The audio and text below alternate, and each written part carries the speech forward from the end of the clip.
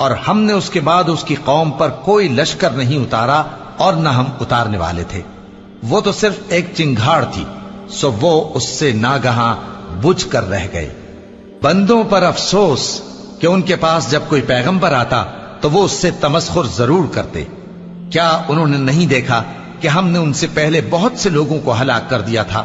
اب وہ ان کی طرف لوٹ کر نہیں آئیں گے اور سب کے سب ہمارے روبرو حاضر کیے جائیں گے۔ اور ایک نشانی ان کے لیے زمین مردہ ہے کہ ہم نے اس کو زندہ کیا اور اس میں سے اناج اگایا، پھر یہ اس میں سے کھاتے ہیں، اور اس میں کھجوروں اور انگوروں کے باغ پیدا کیے اور اس میں چشمے جاری کر دیے تاکہ یہ ان باغوں کے پھل کھائیں، اور ان کے ہاتھوں نے تو ان کو نہیں بنایا،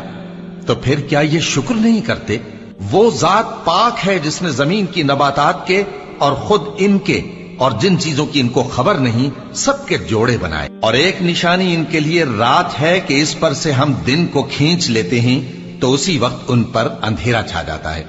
اور سورج اپنے مقرر رستے پر چلتا رہتا ہے، یہ اس غالب و دانا کا مقرر کیا ہوا اندازہ ہے۔ اور چاند کی بھی ہم نے منزلیں مقرر کر دی، یہاں تک کہ گھٹتے گھٹتے کھجور کی پرانی شاخ کی طرح ہو جاتا ہے۔ نہ تو سورج ہی سے یہ ہو سکتا ہے کہ چاند کو جا پکڑے، اور نہ رات ہی دن سے پہلے آ سکتی ہے، اور سب اپنے اپنے مدار میں تیر رہے ہیں۔ اور ایک نشانی ان کے لیے یہ ہے کہ ہم نے ان کی اولاد کو بھری ہوئی کشتی میں سوار کیا اور ان کے لیے ویسی ہی اور چیزیں پیدا کی جن پر یہ سوار ہوتے ہیں، اور اگر ہم چاہیں تو ان کو غرق کر دیں، پھر نہ تو ان کا کوئی فریاد رس ہو اور نہ ان کو رہائی ملے، مگر یہ ہماری رحمت اور ایک مدت تک کے فائدے ہیں۔ اور جب ان سے کہا جاتا ہے کہ جو تمہارے آگے اور جو تمہارے پیچھے ہے اس سے ڈرو تاکہ تم پر رحم کیا جائے، اور ان کے پاس ان کے پروردگار کی طرف سے کوئی نشانی نہیں آتی مگر اس سے منہ پھیر لیتے ہیں۔ اور جب ان سے کہا جاتا ہے کہ جو رزق اللہ نے تم کو دیا ہے اس میں سے خرچ کرو، تو کافر مومنوں کے متعلق کہتے ہیں